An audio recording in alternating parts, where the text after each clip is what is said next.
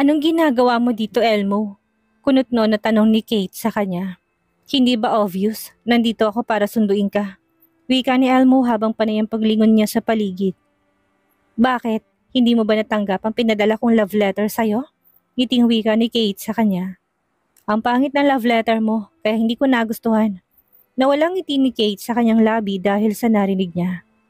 Wala ka man lang bang sasabihin sa akin? Ngising wika ni Elmo sa kanya. Sasabihin? Saan? Alam ko ng sekreto mo. Kaya nga gusto mo makipag-divorce sa akin, hindi ba? Napangiti si Kate dahil sa sinabi ni Elmo sa kanya. Bakit ka gumawa ng tunnel sa ilalim ng bahay natin? Kunot noon na tanong ni Elmo sa kanya habang hindi sumagot si Kate. Aaminin ko na naisahan mo ako, Kate, pero hindi ko akalain na kaya mong itagong anak mo sa akin. Napakunot ang noo ni Kate dahil sa narinig niya. Anak? Natatawa na wika nito. Hindi mo pa rin ba aaminin? Galit na wika ni Elmo. Anong anak ang pinagsasabi mo, Elmo? Napalingon si Elmo habang nilapitan sila ni Darlene. Yang anak mo, Mami, may anak na siya. Hindi mo ba alam? Napakunot ang noo ni Darlene dahil sa sinabi ni Elmo sa kanya. Anak? Ashley, anong ibig sabihin ni Elmo? Alam niyo ba na bago niya ako pinakasalan ay nagkaroon na muna siya ng anak sa ibang lalaki? Napakuyumang kamao ni Ashley. Kate, dahil sa sinabi sa kanya ni Elmo. Ang lakas ng loob mong pagbintangan ako, Elmo. Umiiyak na sigaw ni Kate. Bakit? Hindi ba totoo? Nahihiya ka ba na malaman ng ina mo ang kalandian mo? Napabaling ang mukha ni Elmo nang malakas siyang sampalin ni Kate. Wala kang alam sa akin, Elmo, kaya wag mo akong pagsalitaan ng ganyan. Hindi mo alam ang hirap na dinanas ko. Mapalaki ko lang ang mga anak mo. Sigaw ni Kate sa kanya't kagad silang tinalikuran nito. Anak? Anong anak ang pinagsasabi mo? Huwag mong ipaako sa akin ang anak mo sa iba, Kate. Sigaw ni Elmo sa kanya habang umakyat si Kate sa hagdan. Napahawak si Elmo sa ulo niya habang nanilisik ang kanyang mga mata na nakatingin sa taas. Naguguluhan ako sa inyo, Elmo. Ano bang anak ang tinutukoy mo? Galit na tinignan ni Elmo ang ina ni Kate. Ikaw ang ina niya pero hindi mo alam ang pinaggagawa ng anak mo? Muntik na siyang sampalin ni Darlene dahil sa sinabi ni Elmo sa kanya.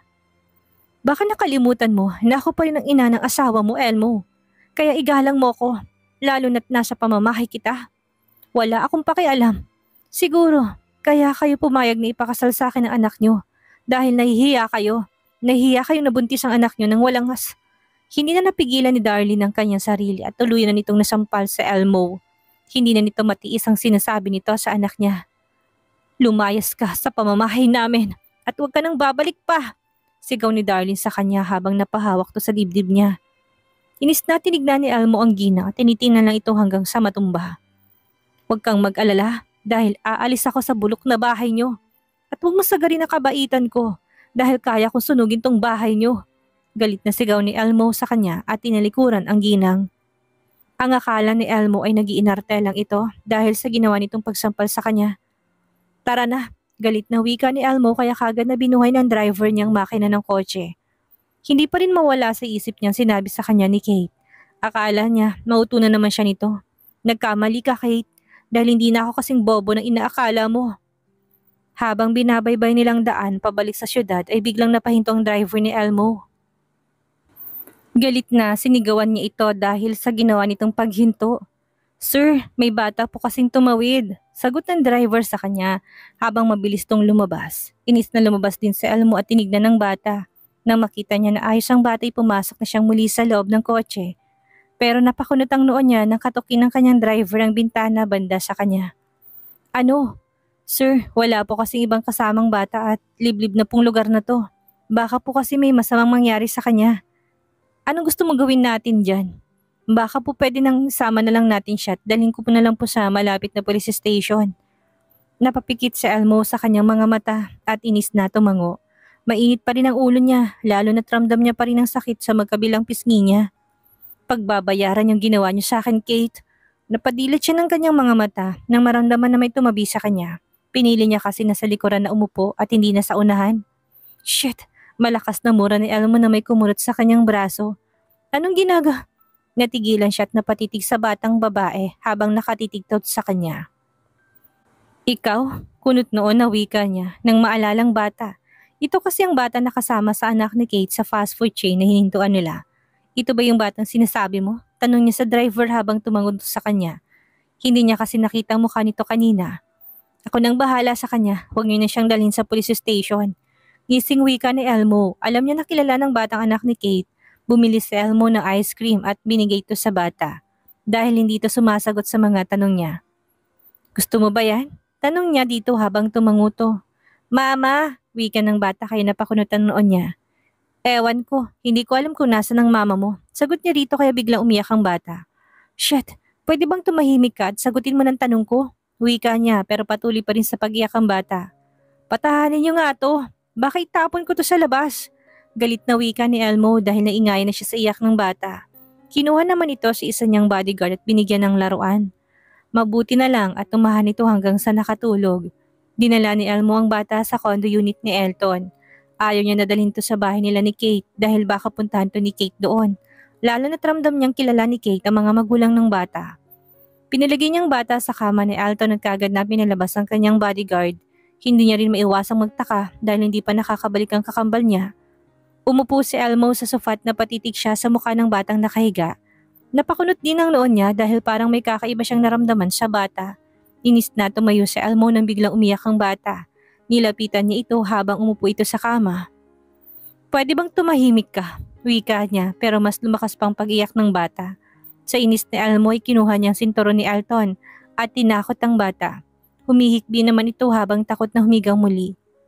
Bakit napakunot ang noon ni Elton matapos siyang makapasok sa silid niya. Gulat siyang napatingin sa batang umiiyak habang may hawak na sinturon sa Elmo. Sino siya? Anong ginawa mo? Galit na tanong ni Elton sa kanya at inis na kinuha ang sinturon na hawak ni Elmo.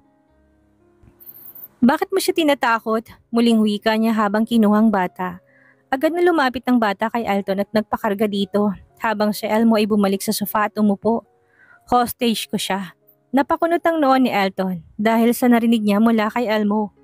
Ano ba yung pinagsasabi mo? Wika niya habang tinawag ang isa niyang tauhan. Inutusan niya ito na bumili ng gatas at bote dahil naririnig niyang pagtunog sa tiyan ng bata. Hindi mo ba siya pinakain? Tanong ni Elton nang may baba niyang kanyang phone. Pinakain ko yan ng ice cream. Yun lang? Ano pa ba? Yun nga ang gusto niya. Sira ka talaga. Ibalik mo na nga to sa mga magulang niya. Hindi ko nga alam kung sino mga magulang niya. Bakit sinabi mong hostage mo siya? Kung hindi mo pala alam kung sino mga magulang niya. Nakita ko nga siyang kasamang anak ni Kate. Elmo naman, huwag mo nga idamay ang bata sa katarantaduhan mo. Bakit hindi? Alam mo bang ginawa ni Kate at ng kanyang ina sa akin, bro? Sinampal at pinalayas nila ako sa bahay nila. Napakunot lalong noon ni Elton dahil sa narinig niya. Bakit naman nila ginawa yun sa'yo? Ano bang ginawa mo? Ginawa? Wala akong ginawa. Kunot na wika niya habang tumingin sa batang karga pa rin ni Elton. Agad na binigyan ni Elton ng gatas ng bata nang dumating ang inutusan niya. Napatitig naman si Elmo sa bata habang dumedede ito sa bote. Ang laki na niya, dumidede pa rin. Iling na wika ni Elmo. Tawagan mong asawa mo at ibalik mo na ito sa mga magulang niya. Bakit ko naman gagawin yun? Elmo, hindi ka na bata. Isa pa, huwag mong idami ang bata sa kagaguhan mo. Inis na wika ni Elton at iniwan sila. Saglit, saka naman pupunta? Bakit ba bigla ka nalang umaalis? Busy ako, hindi ako katulad mo. Napangisi si Elmo sa kanya dahil sa kanyang sinabi. Alam mo, kahit hindi na ako magtrabaho, walang problema dahil nangunguna na ulit ang kumpanya ko. Mayabang na wika ni Elmo. Ang yabang mo, bantayin mo yun at huwag mo takutin. Ibalik mo na rin niya sa mga magulang niya. Wika ni Elton at tinalikuran na siya. Bakit ko naman siya ibabalik sa kanila? Ngiting wika ni Elmo. Hoy ikaw, lumingon ng bata sa kanya habang nasa bibig pa rin itong bote. Bakit ba ayaw mo sabihin sa akin kung nasa na mga kasama mo? Muling tanong ni Elmo kay napakunot ang noon ng bata. Hindi ka ba marunong magsalita? Muling wika niya rito. Mukhang wala akong mapapala sa'yo. Wika niya at muling umupo sa sofa. Tinignan niya ang phone niya dahil hindi pa rin tumatawag si Kate sa kanya. Hindi pa siguro pinaalam ng kaibigan niya na kasama kong anak nila. Wika niya at muling tumingin sa bata. Pero gulat siya na napatingin nang makitang wala ng bata sa kama. Damn! Agad na tinignan ni Elmo ang bata sa loob ng condo unit pero wala na ito doon. Mabilis niyang tinawag ang mga tauhan niya at pinahanap ang bata. Gulat naman siyang napatingin sa terrace na mapansing nakabukas ito. Kaya kagad niya itong pinuntahan. Shit! Malakas na sigaw niya habang nakitang batang lumambitin sa parang ng terrace. Hoy, bumaba ka dyan! Kabadong wika ni Elmo sa kanya habang ang mga tauhan niya ay nasa kanyang likuran. Takot silang lapitan ng bata dahil baka bigla itong bumitaw. Mama! Muling wika nito. Nandun, pagsisinungaling ni Elmo sa kanya habang tinuro niyang loob. Malawak na napangiti ang bata agad na bumaba nang malapit nito sa kanya kaganya itong binuhat. Bakit ka pumunta doon? Galit na wika niya habang malakas na umiyak ang bata. Isara niya yan, galit na utos niya sa kanyang mga tauhan. Hindi mo ba alam na mamamatay ka kapag nahulog ka doon? Wala ka bang utak? Sigaw niya sa bata kaya malakas tong umiyak. Tumahimik ka, baka gusto mong paluin kita. Galit na wika niya dito. Nang marinig niya ang tunog ng kanyang phone ay tinignan niyang sa screen ang tumawag. Nang makita ng mommy niyang tumawag ay kagad itong sinagot. Anong ginawa mo? Nailayo niyang kanyang phone sa tenga niya nang marinig ang galit at sigaw ni Shira sa kabilang linya. Anong ginawa? Wala naman akong ginawa. Elmo, alam mo bang ginawa mo kay Darlene? Napakunot ang noon ni Elmo dahil sa kanyang narinig. Napakuyom din siya sa kanyang kamao dahil may lakas pa silang magsumbong sa kanyang ina matapos ang ginawa nila sa kanya. At naniwala ka naman sa kanila, mommy. Galit na sagot ni Elmo sa kanyang ina, bahagyang natigilan si Shira sa kabilang linya nang makarinig to ng iyak ng isang bata. Sandali, bakit may kasama kang bata? Kaninong anak yan, Elmo? Tanong ni Shira sa kanya. Hindi ko alam, nakita ko lang ito sa daan. Kung ganun, ibalik mo na yan sa mga magulang niya at puntahan mong asawa mo. Humingi ka ng tawad sa kanila, Elmo. Bakit akong hihingi ng tawad, ma'am? At sinong gusto mong gumawa nun?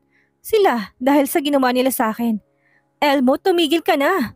Mommy, anak mo ba talaga ako? Bakit ba ayaw mo kong kampihan? Bakit sa kanila ka nakikinig at hindi sa akin? Bakit si Mommy Agatha at si Lola lang ang nagmamahal sa akin? Galit na wika ni Elmo at binato ang kanyang phone. Bakit laging si Kate na lang kinakampihan mo? Malakas na sigaw ni Elmo kaya lalong umiyak ang bata na kasama niya. Manahimik ka, pwede ba? Baka gusto mo tuluyang kitang ihulog sa terrace na yon. Malakas na sigaw niya. Sa inis niya sa bata iniwan niya ito sa loob ng kwarto at lumabas. Tinawagan niyang kanyang abogado para makipag-divorce ng tuluyan kay Kate. Akala mo ba mapapatawad kita? Sisiguraduhin kong pagbabayaran mo ginawa mo sa akin, Kate. Inis na wika ni Elmo at muling binilikan ng bata sa loob ng kwarto. Napakunot ang noon niya na sumalubong sa kanyang mabahong amoy. Shit, ano ba yun? Inis na wika niya, nagtago naman ang bata sa gilid dahil natatakot to sa kanya. Hoy, lumapit ka rito. Tawag niya sa bata pero hindi to nakinig sa kanya. Gusto mo bang paluin kita? Lumapit ka sa akin. Sigaw niya habang muling umiyak ang bata. Dahil ayaw lumapit ng bata sa kanya ay siya na mismong lumapit dito. Pero kaganyang tinakpan ang ilong niya dahil sa amoy ng bata. Bakit ang baho mo? Inis na tanong niya. Habang umiyak lang ang bata, tinawag niya sa labas ang kanyang mga tauhan pero walang sumagot. Nakalimutan ni Elmo na pinalis niya na munang mga to para kumain. Dam, ano bang gagawin ko sa'yo? Inis na wika niya.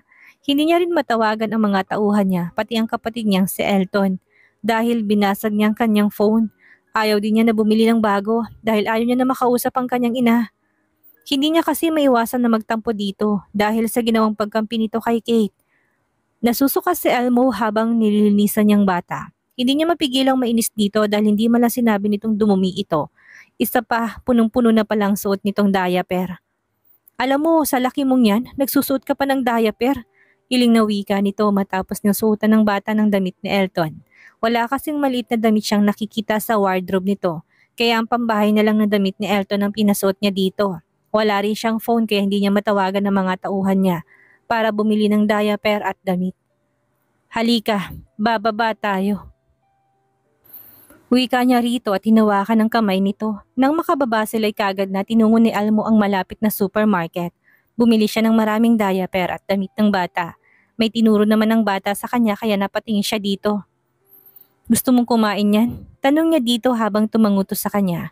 Habang nasa loob ng coffee shop ay nakatingin lang si Elmo sa bata habang nilantakan itong chocolate cake. Hindi niya maiwasang mapatitig dito dahil pareho sila ng favorite ng bata. Dahan-dahan naman, wala na mga agaw sa'yo. Iling na wika ni Elmo. Matapos nilang mamili at kumain ay agad na bumalik si Elmo sa kondo ni Elton. Wala siyang balak na umuwi sa bahay niya lalo na sa kanila dahil alam niyang pagagalitan lang siya ng kanyang ina. Gulat siyang napatingin sa loob nang makita niya si Shaira. Mama! Tuwang wika ng bata habang lumapit to sa kanyang ina. Mama! Utal na wika ni Elmo habang binuhat ni Shaira ang batang kasama niya. Ayos ka lang ba, Ellie? Tanong ni Shaira sa bata habang ngumitito. Ellie? Kilala mong batang yan, Mommy? Taka na tanong ni Elmo habang masamang tinignan ni Shaira ang anak niya. Malamang kilala ko siya dahil apo ko siya, Elmo. Galit na sigaw ni Shaira sa anak niyang si Elmo. Apo? Ibig sabihin anak siya ni Elton? Shit, kaya pala sila magkamukha. Kunot noon na nilapitan ni Shaira sa Elmo at binatukan to. Kailan ka ba titino? Ang akala ko pa naman matalino ka. Napakunot ang noo niya dahil sa sinabi ng kanyang ina. Mom naman, alam mo namang matalino talaga ako, hindi ba? Kung ganun, gamitin mo yung utak mo at wag puro larong isipin mo. Ikaw ang ama ni Ellie. Napaawang ang labi ni Elmo dahil sa narinig niya. Ama, nagpapatawa ka yata, Mommy. Kailan ako nagpapatawa sa'yo, Elmo? Isa pa, hindi mo ba nakikita ang sarili mo sa batang to? Hindi lang si Elton na kamukha niya dahil kamukha mo rin siya. Galit na wika ni Shaira sa kanya habang tinalikuran niya sa Elmo.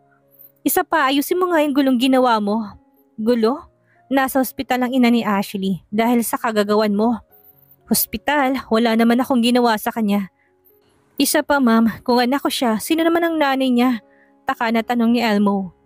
Yan, sa dami kasi ng babaeng tinuhog mo, hindi mo na alam kung kanino ka nagkaanak. Napakamot si Elmo sa kanyang ulo habang napatitig sa batang karga ng kanyang ina. Mommy naman, pwede bang sabihin mo na sa akin?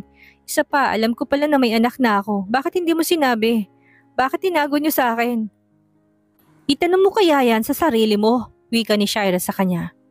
Teka lang, ma'am, saan mo ba dadali ng batang yan? Sa nanay at mga kapatid niya. Napakunot ang noon ni Elmo dahil sa sagot ni Shaira. Mga kapatid? Ibig sabihin yung nanay niya may anak ng iba? Sa ibang lalaki ganun ba, ma'am? Tapos ipapangkin niyo sa akin ng batang yan. Inis na umiling si Shaira at tinalikuran ng anak niyang sa Elmo. Agad naman itong sumunod sa kanya nang wala itong nakuhang sagot mula sa kanyang ina. Habang sakay sila ng kanilang private plane ay nakatingin lang si Elmo sa bata na masayang nilalarong Barbie na binili ng kanyang ina dito. Panay lang ang pagtitig niya dahil naguguluhan pa rin siya. Wala siyang naalala na babaeng naanakan niya dahil sinisiguro niya noon na hindi pinasok sa kanyang likido maliban na lang kay Kate. Natigilan siya nang maalala si Kate. Ibig sabihin si Kate ang kanyang ina at akong ama ng anak niya? Mom, masamang tinignan ni Shaira si Elmo kaya bigla itong tumahimik. Nang bumaba sila sa kanilang sasakyan ay nanlalamig si Elmo at mas lalo pang lumakas ang kaba na nararamdaman niya. Ellie! Iyak na sigaw ng babae habang niyakap ng mahigpit ang bata. Bakit ka ba umalis ha? Hindi ba sinabihan na kita na huwag kang umalis sa tabi ng mga kapatid mo? Humahagulhol na wika nito. Habang yumakap din sa batang babae ang dalawang batang lalaki na kasing laki lang niya. Iha, ayos lang si Ellie kaya huwag ka nang umiyak. Wika ni Shaira kaya nagangat ng mukha si Kate at pinunasan ng mga luha niya. Mommy, salamat at nakita mo siya. Wika ni Kate at binuhat si Ellie. Hindi ako nakakita sa kanya, kundi siya. Turo niya kay Elmo. Napakunot noon naman ang Kate habang nakatingin kay Elmo. Hindi niya pinansin si Elmo habang yumakap ang dalawang batang lalaki kay Shaira. Kamusta naman kayo ha? Tanong ni Shaira sa kanila habang isa-isa silang hinalikan. Ayos lang mama, sabay na wika ng mga bata. Napatingin naman sila kay Elmo at biglang natakot. Nailing si Shaira habang napahinga ng malalim.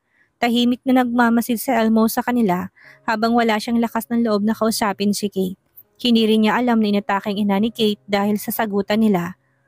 Napatingin si Elmo sa papel na inabot ni Kate sa kanya. Malaya ka na, Elmo, at sana wag mo na akong guluhin pa. Walang emosyong wika ni Kate sa kanya. Napakunot noon naman niya habang nakatingin sa papel. Ito ang divorce paper na pinadala ng abogado niya kay Kate. I'm sorry, utal na wika ni Elmo sa kanya. Hindi mo na kailangang humingi pa ng tawad, Elmo. Nangyari ng lahat, kaya kalimutan na natin. Hindi ko alam na nabuntis ka. Nilingon siya ni Kate habang nagunahan sa paglandas ang mga luha niya sa kanyang mga mata. Hindi mo talaga malalaman dahil pinaglaruan mo lang ako, Elmo. Dahil hindi ka marunong magmahal, Elmo. Mali ka. Mali? Ni hindi mo nga kayang tanggapin ang mga anak mo. Alam mo ba kung gaano kahirap ang itago sila sa'yo at sa pamilya mo? Alam mo ba kung gaano ko naghirap mailuwal ko lang sila? Alam mo ba kung gaano ako nahihirapang palakihin sila habang hindi alam ng mga magulang ko ang sitwasyon ko? Ang hirap, Elmo. Ang hirap-hirap dahil ayoko ma-disappoint ko sila.